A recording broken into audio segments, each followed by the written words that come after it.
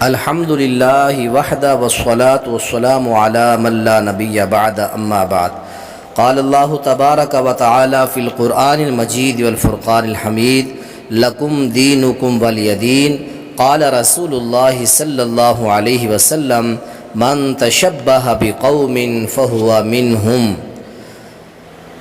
ہم نہ ہوں گے تو کوئی اور زمانہ ہوگا، ہم نہ ہوں گے تو کوئی اور زمانہ ہوگا، مسلم کا پھر بھی جدا ایک ٹھکانہ ہوگا۔ محترم و معزز سامعین و سامعات، آج کا جو موضوع ہے ہم نے سمجھنا ہے کہ دو قومی نظریے کیا تھے جس کی بنیاد پر پاکستان معرض وجود میں آیا۔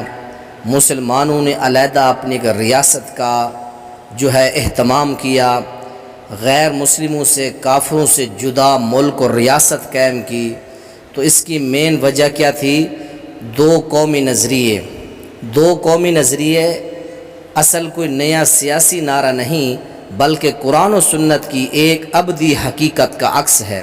اس کا مطلب یہ ہے کہ مسلمان اور غیر مسلم دو الگ قومیں ہیں، ان کا مذہب، معاشرت، تہذیب، عبادات، زندگی کا مقصد ایک دوسرے سے جدا ہے۔ قرآن کریم کہتا ہے وَلَن تَرْضَىٰ عَنْكَ الْيَهُودُ وَلَا النَّصَارَىٰ حَتَّىٰ تَتَّبِعَ مِلَّتَهُمْ۔ اے مسلمانوں، یہود و نصارہ تم سے ہرگز راضی نہ ہوں گے جب تک تم ان کے دین کی پیروی نہ کرو۔ سورہ بقرہ آیت نمبر 119۔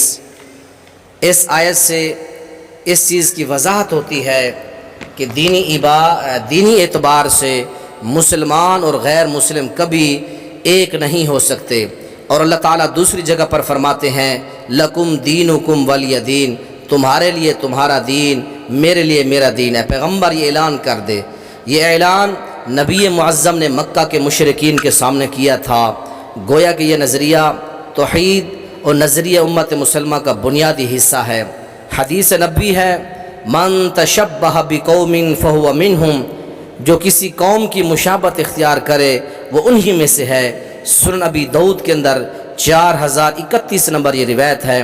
یہ حدیث ہمیں واضح پیغام دیتی ہے کہ مسلمان اپنی شناخت، رسم و رواج و تہذیب میں غیر مسلم قوموں سے الگ ہیں، ایک نہیں ہیں۔ یہ آیت اور یہ احادیث ہمیں دو قومی نظریے کا درس دیتی ہیں۔ آگے چلیے، فرمایا المؤمن للمؤمن کالبنیان یشد بعضہ بعضا۔ صحیح البخاری کے اندر یہ روایت ہے 481 نمبر، مسلم کے اندر یہ روایت 2585 نمبر ہے۔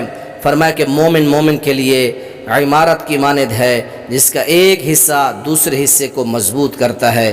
یہ حدیث بھی ایک امت کی وحدت اور دوسری قوم سے امتیاز کو بیان کرتی ہے کہ مسلم علیحدہ ہیں، مومن علیحدہ ہیں، کافر علیحدہ ہیں۔ دو قومی نظریے اور تحریک پاکستان۔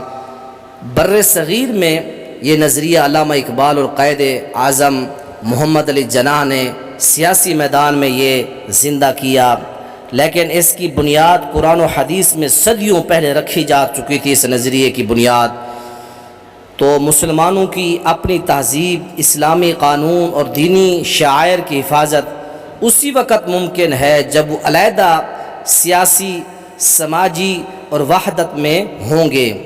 تو دو قومی نظریے دراصل قرآن حدیث کی آیت جو ہے لکم دینکم ولی دین اور نبی کے فرمان کہ من تشبہ بقوم فہو منہم کا عملی اظہار ہے۔ مسلمان جب اس حقیقت کو بھول جاتے ہیں تو ان کی تہذیب، دین، وقار خطرے میں پڑ جاتا ہے۔